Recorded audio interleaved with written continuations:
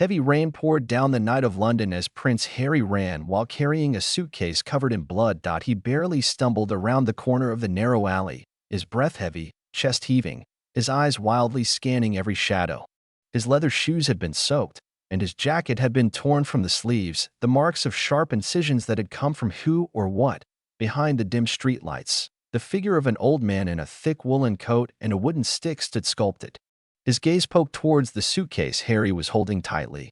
"I don't want to know what you're doing," the old man said quietly, his voice like the hiss of a small fire trying to survive the wind. "But if you need a place to hide, come with me."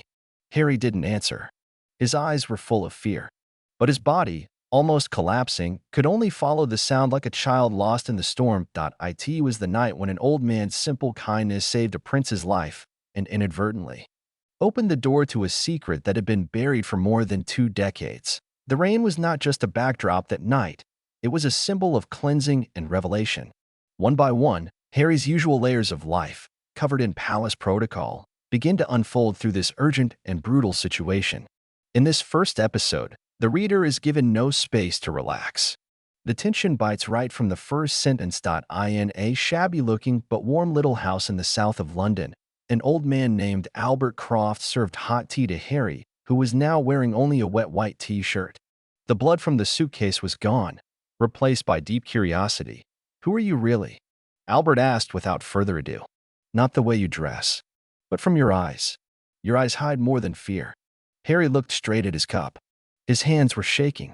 "Do you believe that not all good leads to good?" Albert smiled obliquely, then got up with difficulty. "I believe that good people always keep big secrets. And you're too quiet for a guy who just ran away from something." Through Harry's dialogue and interaction with Albert, we begin to get to know the other side of the prince. Not the public figure we see on television, but a young man with a deep trauma, an unhealed sense of guilt, and a constant fear of the shadows of power. Harry kept something in the suitcase, not just a symbol of the brutal night, but a key to a secret document once kept by his mother, Princess Diana. The document, somehow, returned to his hands tonight, but not in a peaceful way. Prince Harry looks strong, but is in an existential crisis. The trauma of losing her mother, the burden of the public, and the betrayal of her inner royal circle make her explosive, but also very introspective. Albert Croft, a retired court lawyer who has lived a solitary life since the great scandal of 1996. He has a keen sense of instinct and logic, but hides the wounds of his past that have not been healed, especially his involvement in the documents that are now in Harry's hands. Internal Harry.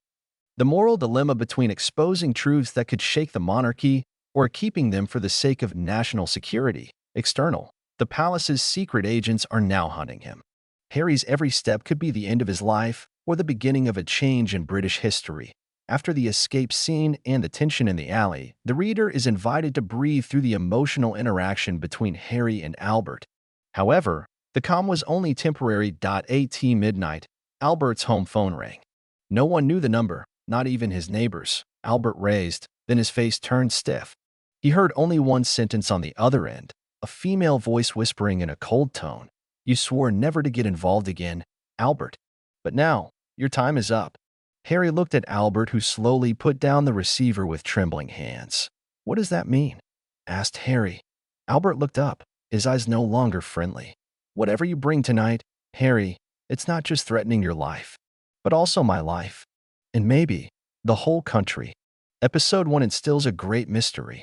What is in the suitcase? Who wants Harry dead? And what is the role of the old man who seems to know too much? The dark atmosphere, emotional tension, and distrust laid a solid foundation for subsequent episodes. You think you're the only one who's ever been betrayed by your own family, Harry? Albert's voice sounded almost like a small explosion in the quiet living room. Harry snapped. The veins on Albert's neck tightened, his eyes staring intently, no longer as a solitary old man, but like someone who once held power and lost it all. "What do you mean by that?" Albert closed the curtains slowly, then turned the door lock twice. The air in the house suddenly changed heavier, more stuffy, as if time was holding its breath. "That letter," Albert said as he pointed to the suitcase in the corner of the room. "I thought it was destroyed a long time ago. But if you have it now, it means someone was murdered tonight. And the murder was not the first." Harry opened the suitcase with trembling hands.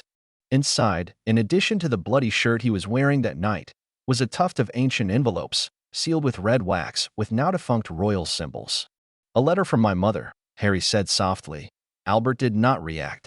"I only found out about this letter 2 weeks ago," Harry continued. "An old woman met me in Los Angeles." He said, "My mother entrusted this letter to him, but he was afraid, too afraid to give it up. Until now."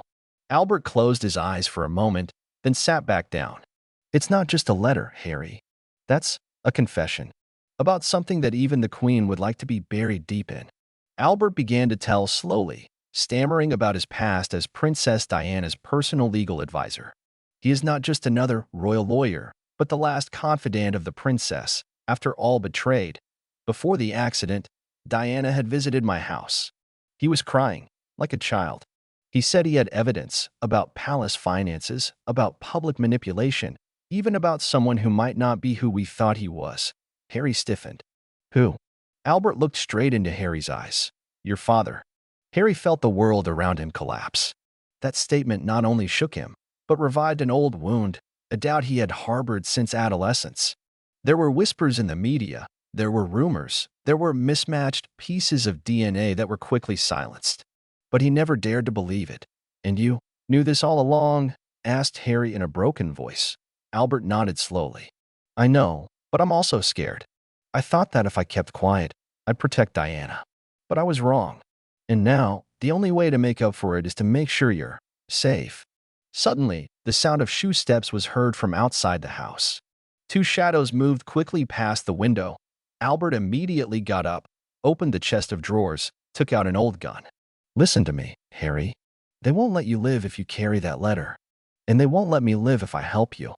Harry stood, his eyes darkened, not by fear but by something deeper, anger. "Then we won't hide anymore.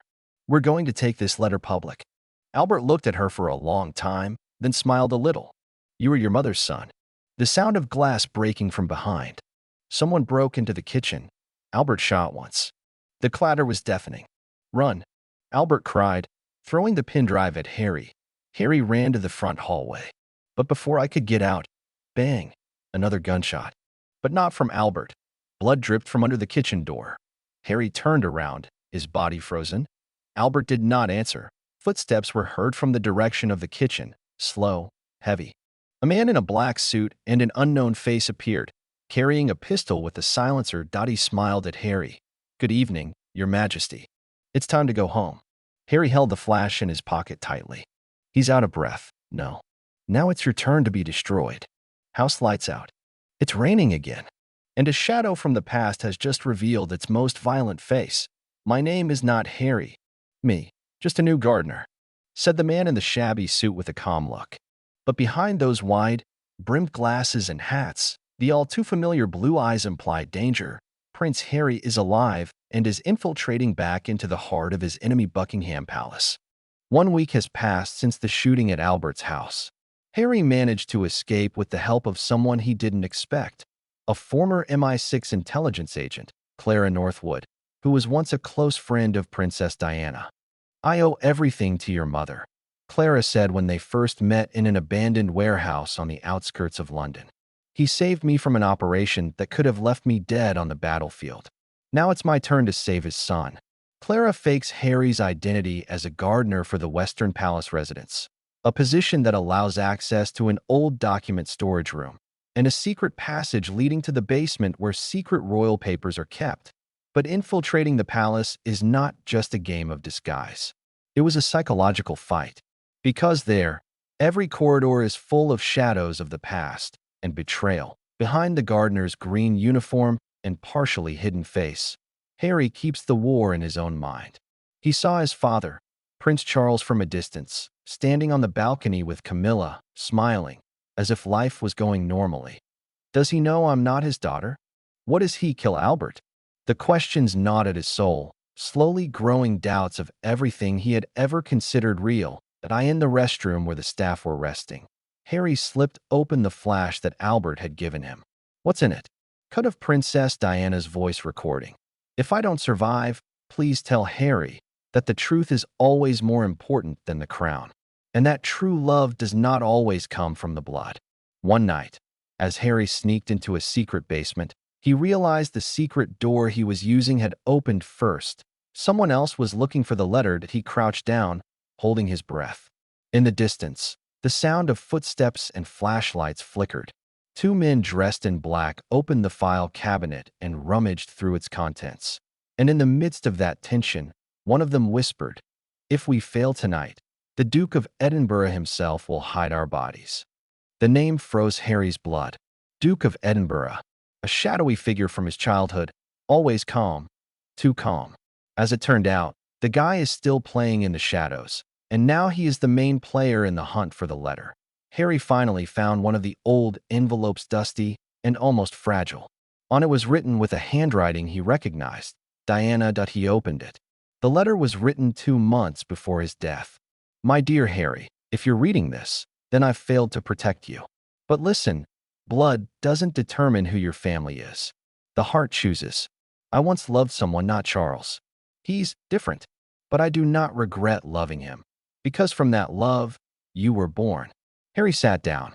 Her cry broke out in silence, in the royal crypt, amid a heap of lies and false records. When Harry returns to the gardener's room, he realizes a photograph of him has been plastered on the staff room with the sign, "Dangerous. Contact Palace Security." Someone has recognized him. The cover is ruined. Clara could not be reached, and that very night, 2 royal guards came, knocked on his door. "Excuse me, we'd like to ask you a few questions about the new staff." Harry stood up, looking at the small mirror. He wore the royal uniform he used to hate, his face tired, but his eyes lit up. Time for the show to start. Harry jumped out a small window and fled into the palace garden. But one mistake led him to slip into a secret passage that led to the main dugout. There stood someone he had been avoiding all along. Prince William, her brother, with dark eyes that are not what they used to be. "It's been a long time, brother," said William flatly. "I knew you'd come back." And in his hands, Diana's letter. Not what Harry found, but another letter, which contains secrets that could break the world. "If you open this letter, Harry, you're not just going to destroy a family.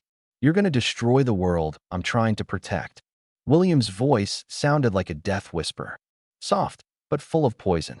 In her hand, the blood-red envelope from Diana shook. Harry stood transfixed, his body stiff, and the night felt colder than ever.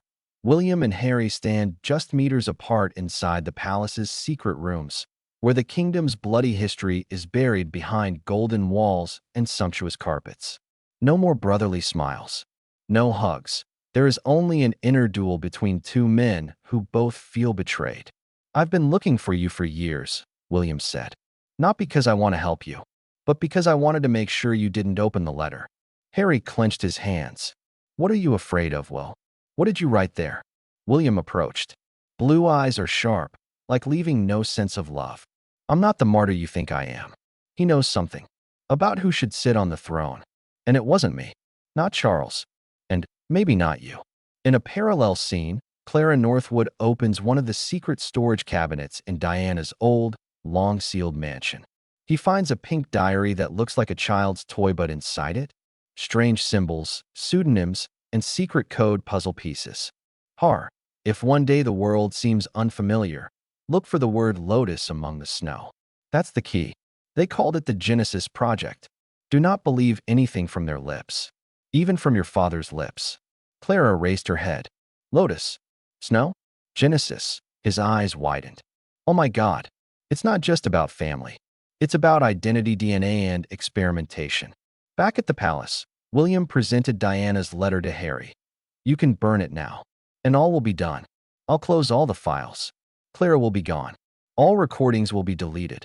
But if you open the letter, Harry," William approached, his voice turning dark, "there will be a war. And the first blood to be spilled, not royal blood, but innocent blood." Harry looked at the letter. Inside, there may be the biological name of his father. There may be evidence that Diana was aware of genetic medical experiments carried out secretly on behalf of the kingdom. It's also possible there's William's name on there as a traitor, but burn it to let the world live in lies. Suddenly, the palace's alarm sound roared. The red light is on. Clara emerges through a secret passage with an ally. Lieutenant General Hamish Monroe, the palace's longtime chief of security. We were betrayed. Clara cried. William knows all our routes. The palace guards entered, guns pointed at Harry. Put the letter down, Prince, shouted a guard. William said nothing. He just smiled a little. See? You can't win. Even the truth cannot defeat a structure of this magnitude. But before they can retrieve the letter, Hamish fires a smoke grenade at the floor. A small explosion made the room completely dark. Clara grabbed Harry and ran. We're going to the Lotus Tunnel. Now, what tunnel? Where your mother used to hide all the evidence.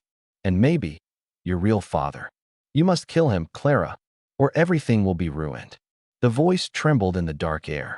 The camera moves slowly down the basement where Harry, Clara, and Hamish are hiding. The rush of time is getting more urgent. Clara clutches a worn map found in a metal box with a photograph of Harry's biological father. At its end, a very forgotten place, the Lotus Tunnel. A place that is now the key to the secret that has been hidden in the basement that could hardly be identified anymore. Clara held the map with trembling hands. This is no ordinary map. It was a genetic map, a diagram leading to the greatest discovery the world had ever been told about. There's more here, not just family secrets, Clara says, staring at the screen of the small holographic device she activates. The map shows genetic lines linking members of the royal family to a major experiment known as Project Genesis. It's not just about who has the right to be king or queen. It's about who has forbidden blood. Hamish, who had been silent, finally spoke. You need to stop thinking about that, Clara. The project is bigger than you think. And someone's after you. They don't just want Harry. They want you too. Meanwhile, at Windsor Palace, William stood before a large mirror in his study, his face full of anger and confusion. I have to control this situation. If they knew, everything would collapse. He observed a DNA strand exposed on a holographic screen in front of him, something the kingdom had hidden for centuries. The merging of royal blood with genetic experiments that could create absolute power. If all that was revealed, the royal throne could fall, and he would be the one in charge. He pressed a button on the holographic screen. I'll send you to finish him off. Make sure they don't get away this time. Clara, Harry, and Hamish rushed towards the Lotus Tunnel, a hidden tunnel system known only to a handful of people, including Diana. Mom always said, this place is the last place for those who want to stop everything. If we find it, we can stop what has been started, Clara said with confidence. However, when they reached the entrance of the tunnel, they were greeted by a large iron door that seemed to be blocking them. On it, there was a lotus-shaped symbol engraved in gold. It's bigger than we thought, Harry. They don't just want to destroy you. They want to erase all traces of you. Clara gazes at a holographic screen that displays images from the dark laboratory underground, where they now reside. The map was not just a clue, but an indication that they were dealing with a power far beyond the kingdom. The silence in the basement became more pressing. With each passing second, more and more tension enveloped them, getting closer and closer to what the royal family had been hiding. Clara and Harry stepped slowly toward a large table filled with old documents, some of which had begun to fade and threatened to be destroyed. In the corner of the room, there is an old computer that appears to have been used for a forbidden genetic project. It's not just about the inheritance of the throne or royal blood, Clara said in a hoarse voice, staring at a document containing DNA images that linked not only Harry to the royal family, but also to someone much more important. Harry, your grandfather. Albert Henderson turned out to be the leader of the Genesis project. Harry looked at Clara, his eyes fixed on a document showing details about the experiment. I don't know. All this time, I knew very little about my grandfather, but this, the clatter of metal interrupted their conversation, and they turned around quickly. Behind the secret door that had just opened, William appeared, along with a group of armed men. His face no longer showed a sense of shock, only a cold and calculating expression. Do you think you can change anything? William said triumphantly. It's too late, Harry. This truth can no longer be hidden. The world will find out who controls the real government. He looked at Clara and Harry with a piercing gaze and slowly pulled the weapon out from under his jacket. I'll make sure no one gets out of here alive. Clara moved quickly, kicking the table in front of her upside down. Harry, still transfixed with shock, finally ran towards the computer screen. Clara, we must destroy this file before it's too late. However, William was already moving faster. The first shot hit the floor near Clara, making her fall backwards. You think I will let you destroy everything that has been painstakingly built? Not gonna happen. At that crucial moment, Hamish, who had previously disappeared, suddenly appeared behind William, throwing a small knife right into William's hand. The knife pierced through his flesh, causing his weapon to detach. You can no longer escape, Hamish said coldly. You've done so much behind the scenes. Today, we're going to reveal them all. William groaned in pain, but did not give up. You don't know what you're dealing with. If Project Genesis is uncovered, no one will survive. Even you, who thought you could change the fate of the kingdom, will only be an instrument in this grand plan. With a sharp gaze, he pulled the poisonous spice from the pocket, pointing it at Clara. You're part of the key they're looking for, Clara. Don't get me wrong. This world can only be controlled by those who bleed. However, before he could strike further, a huge explosion shook the room. When the smoke of the explosion began to dissipate, Clara and Harry stood with staggered bodies. The room is now completely destroyed, but on the computer screen, a genetic map appears clearly, revealing an even greater secret. These are the traces they are hiding. The blood flowing through my body is the result of their experiments. Harry spoke in a hoarse voice. It's not just about royal blood, but also genetically modified to create long-term plans. Hamish nodded with a look full of confusion. This project is not just about who deserves to be king. It's about creating a new generation that will change the world forever. So that's why they want to kill us all, Clara said in a voice full of emotion. To control the future, they will remove anyone who stands in their way. However, when they were about to leave the room, their steps stopped. William stood with a triumphant smile, despite being wounded. You may be able to escape, but they are already after you. You have nowhere to hide. Clara looked at Harry with a stern look. Harry, we have to get out of here. There's more we need to know, more we need to reveal. However, outside the door, a loud voice sounded. Military cars have arrived, ready to block them. It's not about you anymore, Clara. It's about the future. They ran towards the exit, but before they had time to open the way out, a loud shouting sound was heard. You won't be able to escape. Outside, a large army was ready to confront them. What will happen next? Will Clara and Harry manage to uncover the truth behind Project Genesis? Who actually controls that power? They're not just planning to destroy us, Harry. They plan to destroy everything, Clara whispered as she looked at the screen projecting an image of the secret headquarters under construction. In it, a grand plan is being drawn up, and they are only at the beginning of the journey to unravel it. Back in the chaos unfolding in the basement, Harry and Clara are caught between two great threats. The wounded William and the military forces that have come to block them out. Hamish tried to fight the team, using all available forces. However, they are too many, and it is increasingly felt that their time is running out. Harry, we have to move fast. Clara pulled on his arm, forcing him to run towards a narrower passage, a place seemingly forgotten by the troops pursuing them. However, at the end of the passage, an unfamiliar sound was heard, like a door slowly opening and legs stepping closer. It's too late, William's voice sounded behind them. He turned around with a smile full of a sense of victory even though his face was full of blood. This door only leads to one place, and you will never get out of here alive. Resolutely, Clara turned to Harry and said, We have no other choice. If we don't get out of here, all this will be for nothing. Suddenly, in the midst of the squeezed situation, Hamish leaped forward, attacking one of the approaching military forces. Go away. I'll hold them off. Harry and Clara didn't wait any longer. They ran down the narrow hallway, realizing that every second that passed brought them closer to revealing the truth that had been hidden. Each of them is caught in a feeling of anxiety, Harry, because of the knowledge that the blood flowing in his body is the result of an experiment greater than royal. Clara, knowing that out there are more people who will try to destroy them just to cover up this big secret. When they reached a small, safer room, Clara opened the document they had just taken from that laboratory. Look, this is a note from Project Genesis. They didn't just create new genetics, they recreated the world. Harry stared at the document, surprised by what was read. They want to change the world by modifying the blood of all of us? They want to create a stronger, smarter, and more restrained generation. It's not just about empire, It's about governing the future of humanity. Clara nodded. This is a global plan that is much larger than just the rivalry of the royal families. They want control of the world. Harry felt as if the world around him was spinning.